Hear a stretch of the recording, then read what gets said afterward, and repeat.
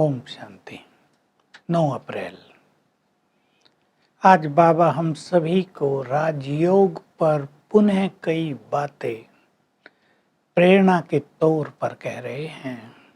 देखो, भगवान ने आकर राजयोग सिखाया, बड़ी सूक्ष्म सी विद्या है। बाबा कह रहे हैं कि बच्चों से योग की मेहनत होती नहीं है, इसलिए योग करते नहीं। सृष्टि के आदि मध्य अंत को तो जान गए, सेवा भी बहुत करते हैं, परंतु योग न होने से तुम माला में तो नहीं आ सकोगे। योग न होने से तुम्हें सजाएं भी बहुत खानी पड़ेंगी। तुम्हें तो लक्ष्मी नारायण जैसा स्वीट बनना है, लवली बनना है, वो योग बल से ही होगा। तुम्हारी स्थिति बहुत सुंदर हो जाएगी, तुम विक्रमाजीत हो जाओगे। बार बार आज बाबा हमें योग अच्छा करने की प्रेरणा दे रहे हैं और कह रहे हैं, बच्चे मैं आत्मा हूँ, अति सूक्ष्म हूँ, ये अभ्यास करो। बहुतों से अभ्यास होता नहीं। आत्मा बहुत सूक्ष्म है। कैसा वंडर है कि सूक्ष्म आत्मा में 5000 वर्ष का पाठ भरा हुआ है। इस स्मृति में आ जाओ, मैंने 84 जन्म लिए, इसको याद करो। अब घर जाना है, इसको याद करो। मैंने हर जन्म में अपना अलग अलग पार्ट बजाया। ऐसा चिंतन करते हुए तुम पहले सोल कॉन्शियस होने की प्रैक्टिस करो। जब तुम अच्छे योग युक्त रहोगे, तब तो तुमसे चारों ओर वो शांति के वाइब्रेशंस फैलेंगे। तो याद करो, बहुत अच्छी तरह इसका अभ्यास करो। इसी बात को आज हम आपके सामने और विस्तार से रख रहे हैं। योग बल से हम स्वीट और लवली बन जाएंगे, देवताओं जैसे। हम ही तो देवता थे। स्वीट आत्मा वही होती है जो पवित्र हो, जिसका अंदर बिल्कुल शुद्ध हो गया हो, अंतर चित्त निर्मल, शुभ भावनाओं से भरा हुआ, डीप साइलेंस में रहने वाली आत्मा स्वीट हो जाती है। जिसके मन में किसी के लिए कोई दुर्भावना ना हो, कोई निगेटिव भाव ना हो, वो आत्मा बहुत लवली हो जाती है। और जब हम देह से न्यारे रहने लगते हैं, देखिए ये शरीरीपन का अभ्यास, सोल कॉन्शियसनेस का अभ्यास हमें देह से न्यारेपन की अनुभूति कराता है। जब हम देह से न्यारे होने लगते हैं तो सबके प्यारे बन जाते हैं, हम लवली हो जाते हैं। ये विषय विकार जिन्होंने आत्मा को तपाया है, कर्म इंद्रियों को जलाया है, ये सब शीतल हो जाते हैं, तो हम लवली बन जाते हैं। इस योग बल से हमारे विकर्म विनाश होते हैं। बाबा बार बार कह रहे हैं, तुम्हें विकर्मों को नष्ट करना है, क्योंकि विकर्मों का बोझ बहुत है। बच्चों को ये पता नहीं चलता कि आत्मा पर बहुत कट चढ़ी हुई है, उसको हमें उतारना है। अगर ये पता चले, मान लो किसी के ऊपर कर्ज बहुत हो और काम धंधा भी उसका हो, तो रात दिन मेहनत करेगा ना, कमा कर कर्ज को उतार दिया जाए। अगर हमें ये पता ही नहीं होगा कि बहुत सारे विकर्म हमारे ऊपर हैं, तो हम मेहनत नहीं करते। और जब विकर्म सामने आते हैं, सजाएं खानी पड़ती हैं, तब बहुत कष्ट होता है, परेशानियां होती हैं। और अब तो 63 जन्मों के बहुत सारे विकर्म हैं, उन्हें हमें उतारना है, तो अच्छी मेहनत तो करनी ही पड़ेगी। तो सभी अपने को बहुत अच्छी प्रैक्टिस में लाएं। मैं आत्मा हूँ, ये देह अलग है।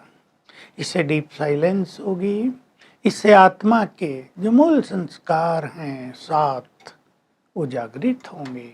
हमारी स्थिति बहुत अच्छी बनती जाएगी। आपके घरों में भी शांति, प्रेम, खुशी का माहौल बनता जाएगा।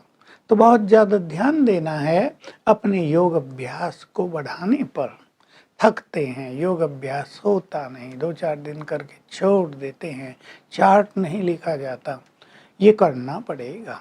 बहुत बड़ी कमाई है और बहुत ऊंची स्थिति है। समझ लें कि अगर हम योग युक्त हो जाते हैं तो हम विजयी हो जाते हैं, सफलता मूर्त हो जाते हैं। हमें हर कर्म में सहज सफलता और जो बुरी चीज़ें हैं उन पर विजय हमारी होने लगती है, प्रकृति के हम मालिक बन जाते हैं। तो मेहनत करें, थोड़ा अपना प्लान बनाएं कि मुझे योग युक्त रहना है, मुझे देही अभिमानी यानी सोल कॉन्शियस होना है, मुझे निरंतर बाबा से जुड़े रहना है। संसार की बहुत चीज़ें हैं, बाबा कह रहे हैं कि बहुत सारे आकर्षण हैं, बहुत सारी बातें हैं जो बुद्धि योग को भटकाती हैं, बुद्धि योग को तोड़ती हैं। अपने को उन चीज़ों से डिटैच करते चलना है। संसार में तो बहुत कुछ है, मनुष्य को इच्छाएं होती हैं, दूसरों को देखकर एक कंपटीशन की भावना रहती है और मनुष्य एक चक्रव्यूह में उलझ जाता है। और मन बुद्धि जब बहुत उलझ जाते हैं तब योग की तरफ आकर्षण हो, उसका रस प्राप्त हो, ये होता नहीं है। तो बाबा की बहुत अच्छी प्रेरणाएं हैं हम सब के लिए। बाबा हमें ऐसा देखना चाहता है, मेरे बच्चे कोई सजा ना खाएं, मेरे बच्चे बहुत स्वीट और लवली बन जाएं, संसार देखे और कहे सचमुच ये तो भगवान के बच्चे हैं, इनको भगवान ने पढ़ाया है, उसने गाइड किया है। तो थोड़ा प्लान बनाएंगे, सवेरे उठकर अच्छा योग कर लें, ध्यान दें, थके नहीं, टाइम पे सोएंगे तो सवेरे उठना इजी होगा। भोजन पे ध्यान दें, हमारा भोजन बहुत सात्विक और लाइट होना चाहिए, तो शरीर भारी नहीं होगा, बुद्धि हल्की रहेगी और हम योग युक्त हो सकेंगे। दिन में भी कर्म करते हुए हमें कोई ना कोई प्रैक्टिस चालू रखनी चाहिए।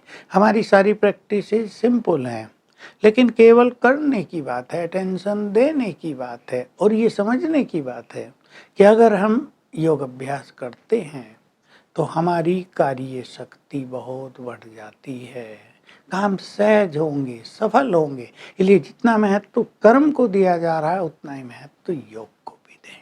वरदान है सच्चाई और सफाई के द्वारा समीपता का अनुभव करने वाले। समीपता किसकी?